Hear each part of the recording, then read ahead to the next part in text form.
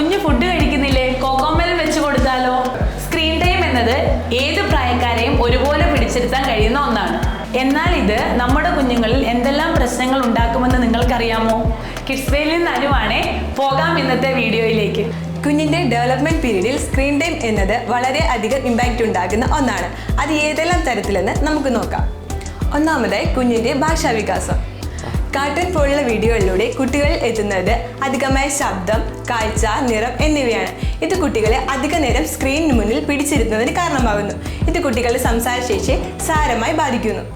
രണ്ടാമതായി സാമൂഹ്യപരമായ ഇടപെടൽ കുറയുന്നു. സ്ക്രീനിന് മുന്നിൽ അധിക സമയം ചെലവഴിക്കുന്നത് മൂലം കുട്ടികളുടെ കോൺഫിഡൻസ് ലെവൽ കുറയുകയും ഐ കോണ്ടാക്ട് മെയിൻറ്റെയിൻ ചെയ്യാൻ സാധിക്കാതെ വരികയും സമപ്രായക്കാരുമായുള്ള കുട്ടികളുമായി ഇടപഴകുന്നതിൽ ബുദ്ധിമുട്ട് നേരിടുകയും ചെയ്യുന്നു. കുട്ടികൾ കാണുന്ന കാർട്ടൂൺ, റീൽസ്, ഷോർട്സ് തുടങ്ങിയവയിലെ കാര്യങ്ങൾ സ്വന്തം ജീവിതത്തിലോട്ട് അനുകരിക്കുകയും അതിനോട് അമിതമായ താല്പര്യം പ്രകടിപ്പിക്കുകയും ചെയ്യുന്നു. ഇതുമൂലം വാശി, ദേഷ്യം തുടങ്ങിയ പലതരത്തിലുള്ള ബിഹേവിയറൽ ഇഷ്യൂസിലേക്ക് കുട്ടിയെ നയിക്കുന്നു.